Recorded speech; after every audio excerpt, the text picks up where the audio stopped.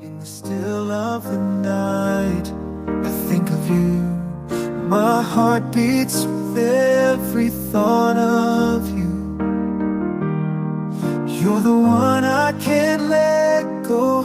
In your arms I find my home. Love, sweet love, it's you I'm dreaming of. Every moment with you feels like a gift from above. Who are they? He asked again. His head was bursting with confusion. Who are you? If you're not going to give me any answers, then I'll call somebody who perhaps can figure it out. Helen began sobbing again. What am I going to do? Where do I go? Where do I want to? She sobbed as she paced from one end to another. Chuck had never seen her this way before, had never witnessed this kind of dread in anyone before, and he didn't know what to do. He did the only thing he could. He held her and offered what comfort he could. It's all right, babe. We'll get through this. You are not a part of this. I don't want you in this mess, she sobbed. I'm already a part of it.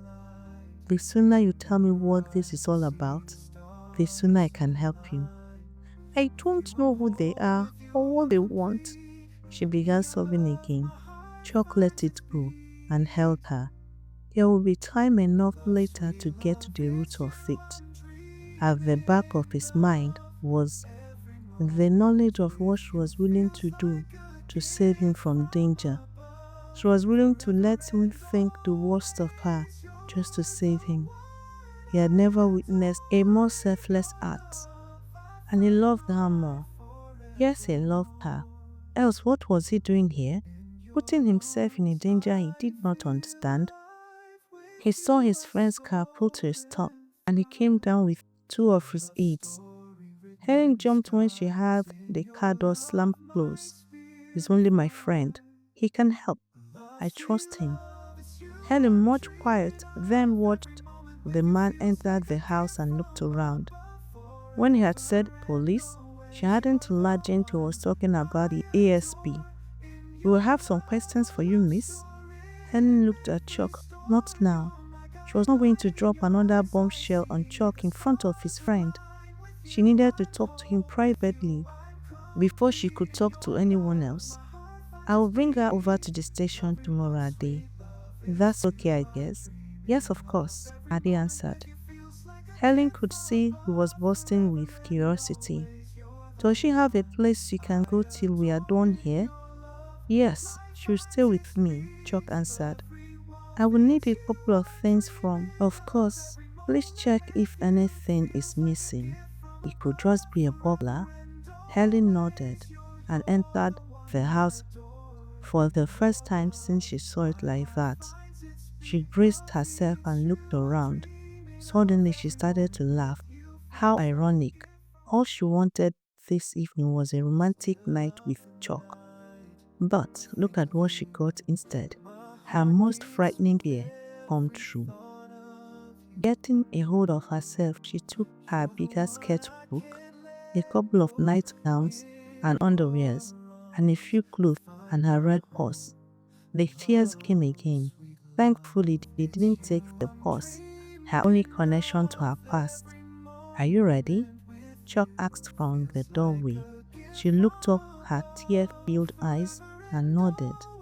She followed, praying that somehow to come out of this alive. In a bar in another part of the town, Al berated his thugs for a failed attempt on kidnapping Helen. What was so difficult in grabbing her? You said we shouldn't hurt Chuck or any other occupant in the attempt. His presence was a variable we didn't expect. Really, Professor? You think this is the time for one of your grammars? You could have grabbed her without hurting Chuck. You pull the socks over your faces. You point a gun at him and tell him not to move. Grab her and run for the car and drive. That is how professionals do. But you have bungled the whole matter. Chuck is going to bury her under mountains of bodyguards. I am working with fools. He began pacing. Then he stopped and looked at the one called Professor. What did she want from the hospital? Al asked. You are not going to believe this. The doctor wasn't going to say, but when she saw our bonds, she confessed that Pat has amnesia. 3 years, and by the date, it started the night she escaped. What's amnesia? One of the men asked. I am tempted to shoot you, blockhead. Al paced like he was weighing the information. Now, that is it. They didn't see coming. No wonder she didn't recognize you, Professor. We'll take this back to Chief and let's see what they think. Helen entered Chuck's mansion.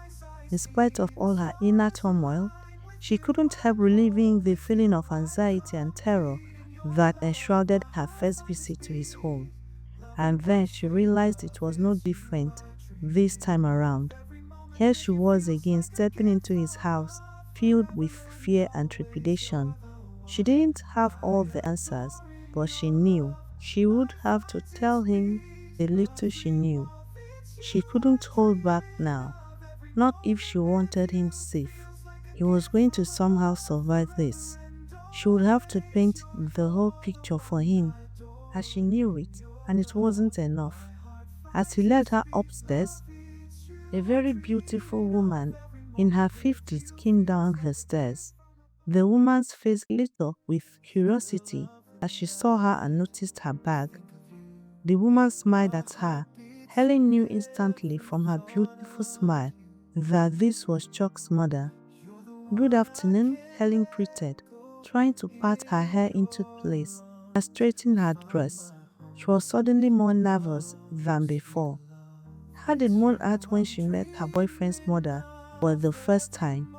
Helen hesitated a bit for Chuck to introduce them, but he led her on, not even stopping to acknowledge her.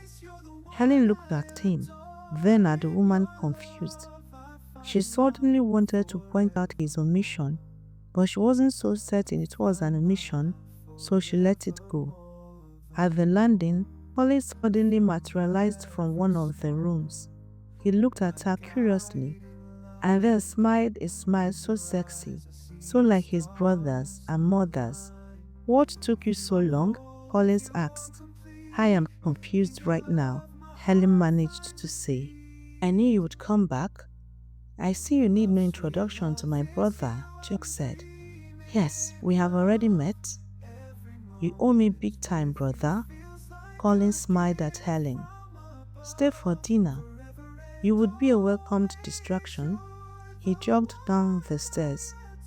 You know he looks a lot like you, she murmured.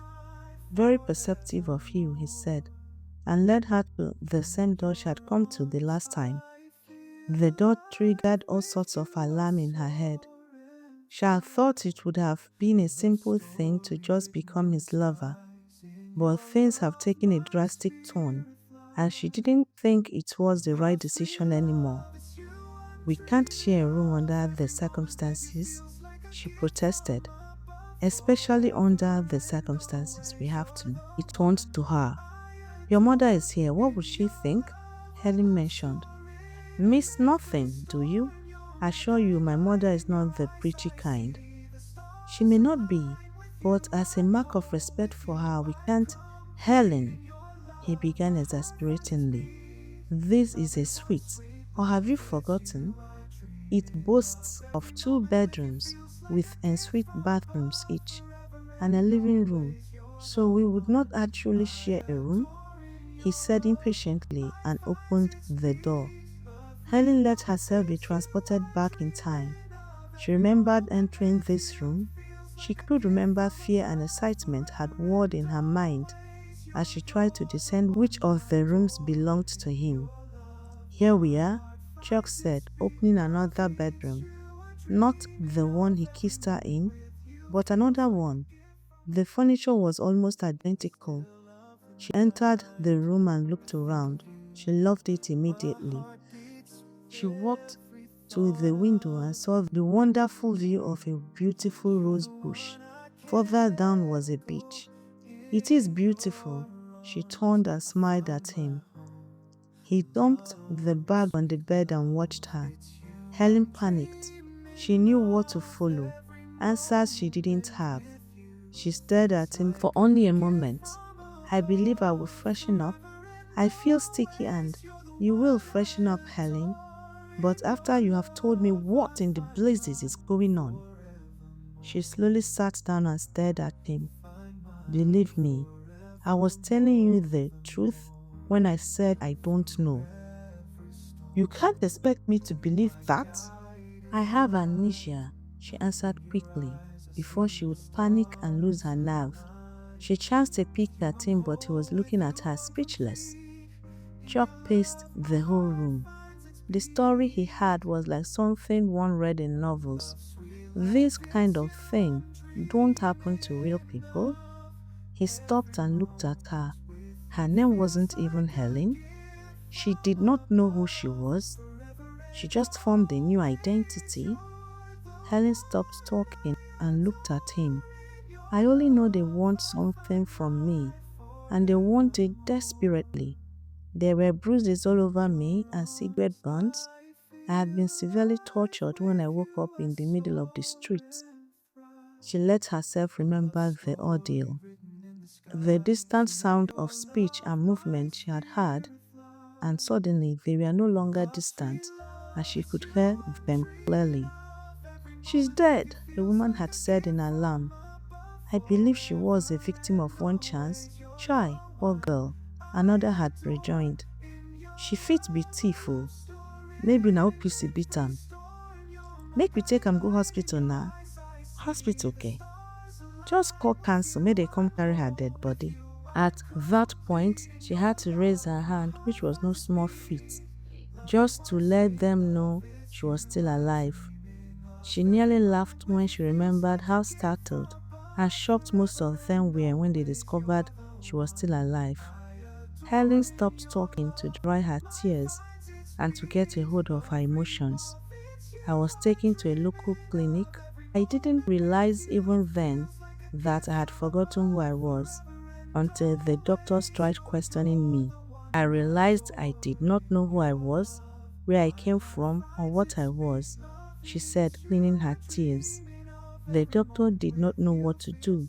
The people who brought me had managed to pay for the hospital card, and that was all.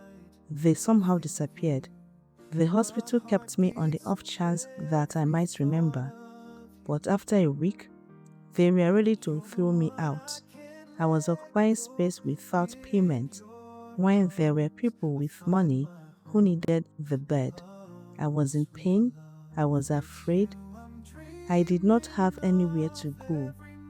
I did not have the slightest notion of what to do. I tried so hard to remember who I was, but all I met was blankness. I cried myself to sleep every night, thinking of what I would do when the doctors finally acted on their threats and threw me out. Luckily, one night, after the doctor had gone round the ward, I overheard him talking with another man about me. He did not know what to do either. The man told him to keep me on, that if I could not pay in cash, I could be persuaded to pay in kind. The man said it was the least I could do for the roof, clothing, food and medication I received. I became so afraid. I couldn't remember what had been done to me, but the pain I was still going through after 1 week was evidence enough. I escaped the hospital that night. Chuck listened to the story, not daring to believe. Yet, at that point, he felt very murderous at the heartlessness of the doctors and the wickedness of the men who had tortured her without mercy.